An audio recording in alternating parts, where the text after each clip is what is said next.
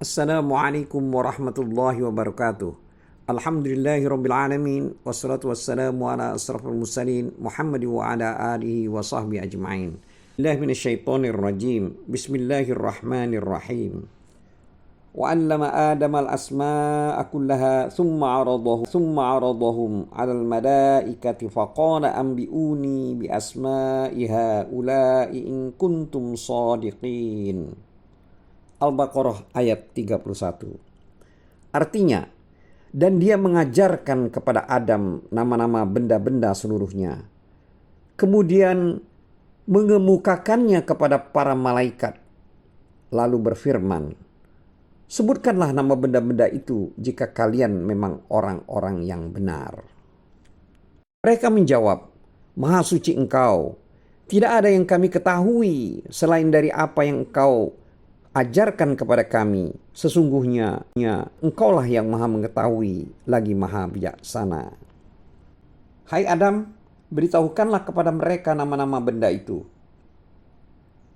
Maka setelah diberitahukan kepada mereka nama-nama benda itu, Allah berfirman,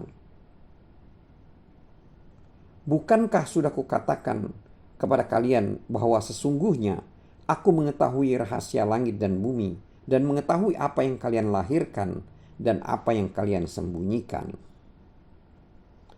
Dulur-dulur semian, hal ini merupakan sebutan yang dikemukakan oleh Allah Subhanahu wa taala di dalam terkandungnya keutamaan Adam atas malaikat, berkat apa yang telah dikhususkan oleh Allah baginya berupa ilmu tentang nama-nama segala sesuatu, sedangkan para malaikat tidak mengetahuinya. Hal ini terjadi sesudah para malaikat diperintahkan untuk bersujud kepada Adam. Dulur-dulur seiman, sesungguhnya bagian ini didahulukan atas bagian tersebut yang mengandung perintah Allah kepada para malaikat untuk bersujud kepada Adam. Maka bagian ini mempunyai kaitan erat dengan ketidaktahuan para malaikat tentang hikmah penciptaan khalifah, yaitu di saat mereka menanyakan hal tersebut.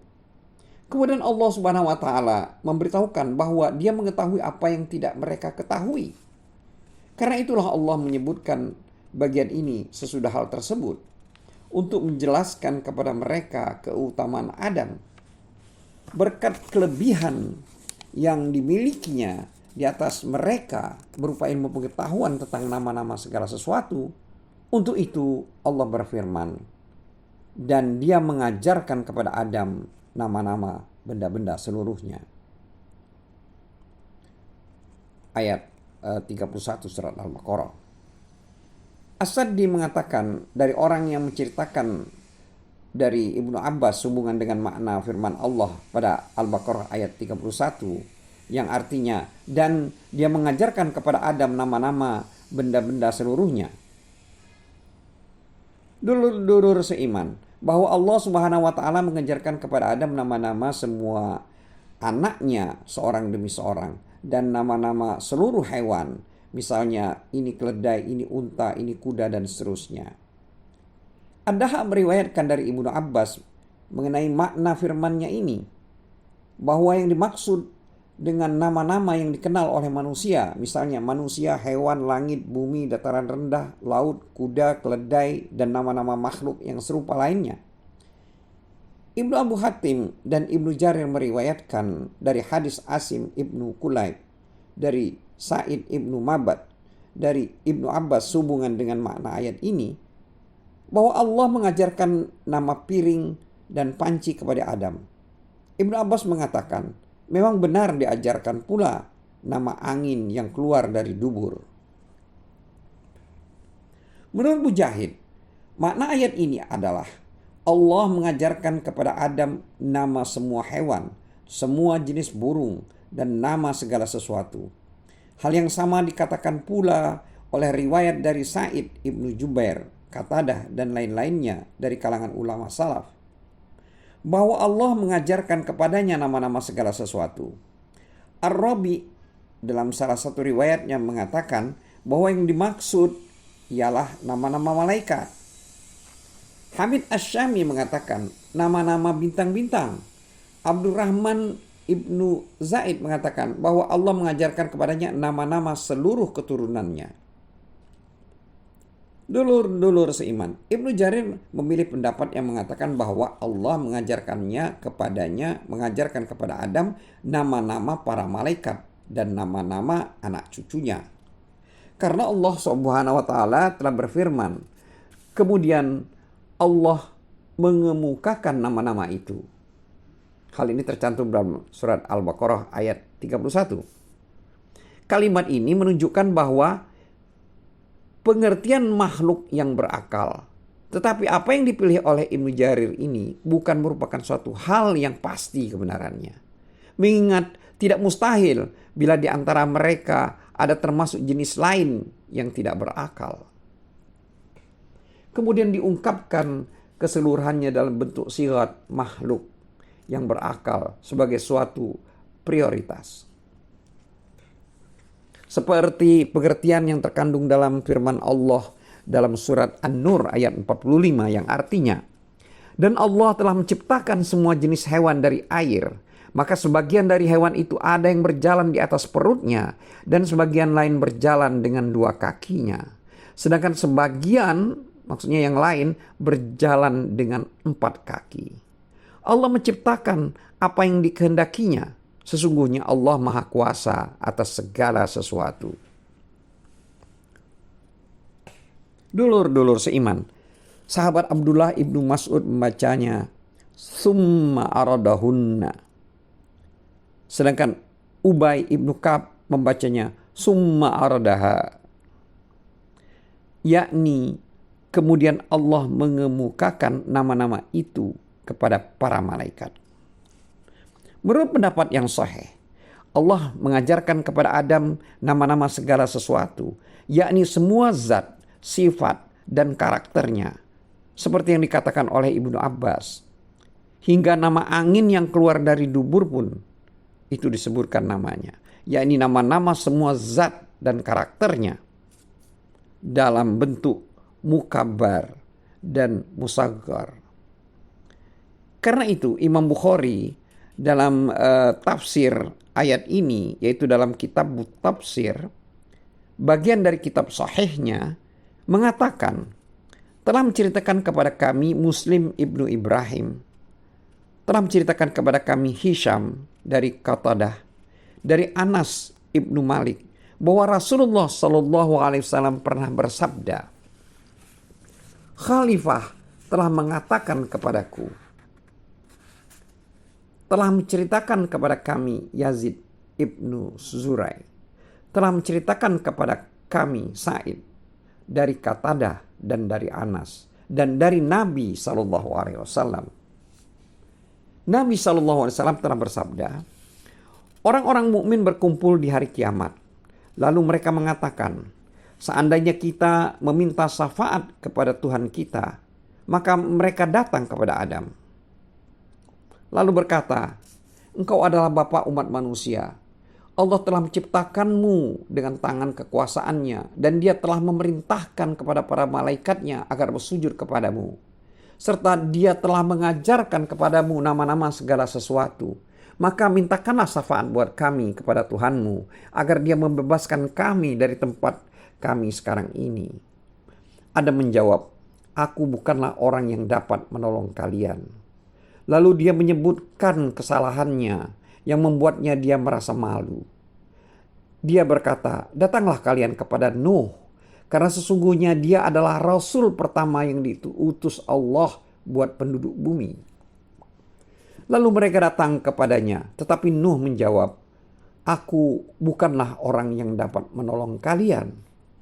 Lalu ia menyebutkan permintaan yang pernah diajukan kepada Tuhannya tentang sesuatu yang tidak ia ketahui. Sehingga ia merasa malu. Ia berkata, datanglah kalian kepada kekasih Tuhan yang Maha Pemurah, yaitu Nabi Ibrahim. Lalu mereka mendatanginya. Tetapi ia berkata, aku bukanlah orang yang dapat menolong kalian. Dan Nabi Ibrahim berkata, datangilah oleh kalian Musa, seorang hamba yang pernah diajak bicara oleh Allah dan diberinya kitab Taurat. Lalu mereka datang kepada Musa. Tetapi Musa menjawab, aku bukanlah orang yang dapat menolong kalian. Kemudian Musa menyebutkan pembunuhan yang pernah dilakukannya terhadap seseorang bukan karena orang itu telah membunuh orang lain. Maka ia merasa malu kepada Tuhannya. Lalu ia berkata, "Datanglah kalian kepada Isa, hamba Allah dan Rasulnya yang diciptakan melalui kalimat Allah dan ruh ciptaannya." Kemudian mereka datang kepada Isa. Tetapi Isa menjawab, "Aku bukanlah orang yang dapat menolong kalian. Datanglah kalian kepada Muhammad, seorang hamba yang telah diampuni baginya semua dosanya yang lalu dan yang kemudian." Lalu mereka datang kepadaku, maka aku berangkat dan meminta izin kepada Tuhanku, hingga dia mengizinkan diriku. Ketika aku melihat Tuhanku, maka aku menyungkur, bersujud, dan dia membiarkan diriku dalam keadaan demikian selama yang dia kehendaki. Kemudian dia berfirman, "Angkatlah kepalamu dan mintalah, niscaya kamu diberi apa yang kamu minta. Dan katakanlah, niscaya akan didengar. Dan mintalah syafaat, niscaya kamu diberi izin untuk memberi syafaat." Lalu aku mengangkat kepalaku dan aku memujinya dengan pujian yang diajarkan kepadaku. Kemudian aku memohon syafaat dan dia menentukan suatu batasan kepadaku. Lalu aku masukkan mereka ke dalam surga. Kemudian aku kembali kepadanya, dan ketika aku melihat Tuhanku, maka aku melakukan hal serupa. Lalu aku memohon syafaat dan dia memberikan suatu batasan atau jumlah tertentu. Maka aku masukkan mereka ke dalam surga. Kemudian aku kembali lagi untuk yang ketiga kalinya, dan kembali lagi untuk yang keempat kalinya, hingga aku katakan, tiada yang tertinggal di dalam neraka, kecuali orang-orang yang telah ditahan oleh Al-Quran, dan yang dipastikan baginya kekal di dalam neraka.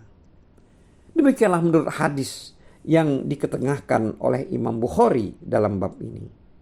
Hadis yang sama telah ditengahkan pula oleh Imam Muslim dan Imam Nasai melalui hadis Hisham, yaitu Ibnu Abu Abdullah Ad-Datustuai, dari Qatadah dengan lafaz yang sama.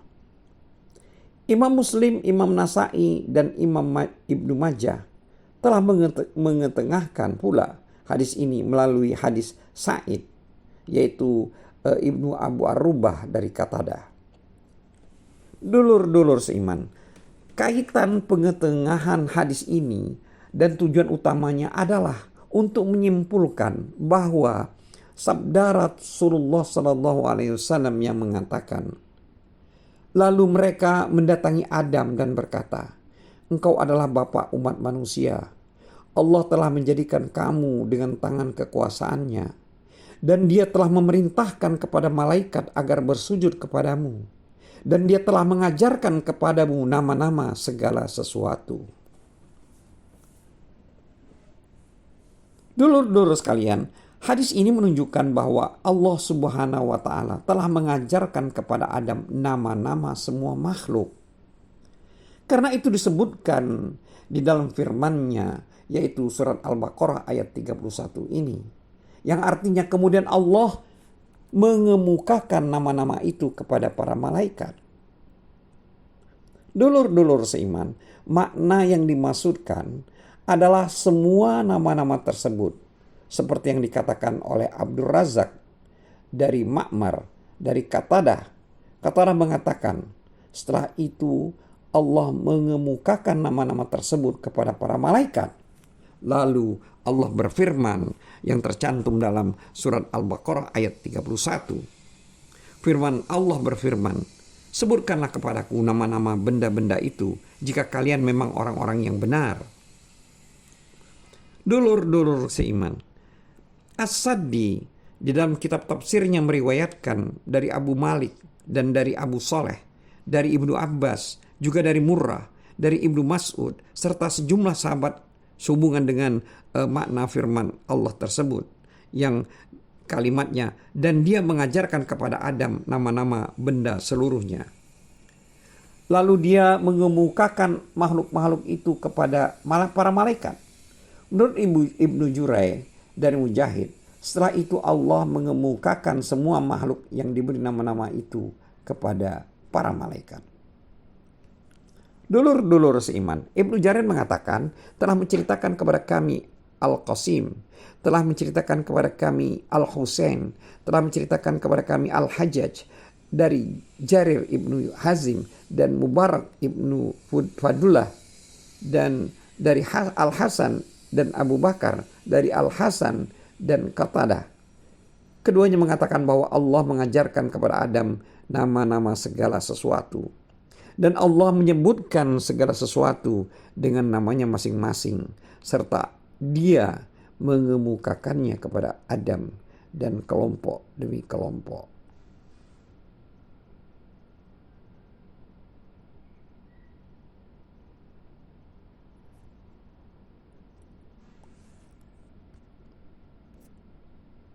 Dulur-dulur seiman, dengan sanad yang sama dari Al-Hasan dan Qatadah sehubungan dengan firman Allah ayat 31 dari surat Al-Baqarah, yaitu kalimat in kuntum shodiqin, yang artinya jika kalian memang orang-orang yang benar. Disebutkan bahwa sesungguhnya aku tidak sekali-kali menciptakan makhluk, melainkan kalian, yaitu para malaikat, lebih mengetahui daripada Dia. Maka sebutkanlah kepadaku nama-nama semua itu jika memang kalian orang-orang yang benar. Dulur-dulur seiman, Ad-Dahak meriwayatkan dari Ibnu Abbas sehubungan dengan makna firman in kuntum shodiqin, yakni yang maksudnya adalah jika kalian memang orang-orang yang benar, atau kalian memang orang-orang yang mengetahui bahwa aku tidak usah menjadikan seorang khalifah di muka bumi ini. As-Sadi meriwayatkan dari Abu Malik dan Abu Saleh, dari Ibnu Abbas, dari Murrah, dari Ibnu Mas'ud, dan dari sejumlah sahabat-sahabat sehubungan dengan makna firman in kuntum shodiqin, bila kalian memang orang-orang yang benar, yakni di situ dimaksudkan yakni jika kalian memang orang-orang yang benar bahwa Bani Adam itu suka membuat kerusakan di muka bumi dan gemar mengalirkan darah. Ibnu Jarir mengatakan pendapat yang paling utama dalam masalah ini adalah takwil Ibnu Abbas dan orang-orang yang sependapat dengannya. Makna hal tersebut adalah bahwa Allah Subhanahu wa taala berfirman, sebutkanlah kepadaku nama benda-benda yang telah kukemukakan kepada kalian, hai para malaikat. Dan malaikat mengatakan, mengapa engkau hendak menjadikan khalifah di bumi orang yang akan membuat kerusakan padanya dan menumpahkan darah? Apakah dari kalangan selain kami atau dari kalangan kami, padahal kami senantiasa bertasbih dengan memuji engkau dan menyucikan engkau, jika kalian memang orang-orang yang benar dalam pengakuannya itu. Jika aku menjadikan khalifahku di muka bumi dari kalian, dari kalangan selain kalian, niscaya dia durhaka kepadaku. Begitu pula keturunannya. Lalu mereka membuat kerusakan dan mengalirkan darah. Tetapi jika aku menjadikan khalifah di muka bumi itu adalah dari kalangan kalian, niscaya kalian akan taat kepadaku dan mengikuti semua perintahku dengan mengagungkan dan menyucikanku. Bila kalian tidak mengetahui nama-nama mereka yang kuketengahkan kepada kalian dan kalian saksikan sendiri, berarti terhadap semua hal yang belum ada dari hal-hal yang akan ada, hanya belum diwujudkan, kalian lebih tidak mengetahui lagi.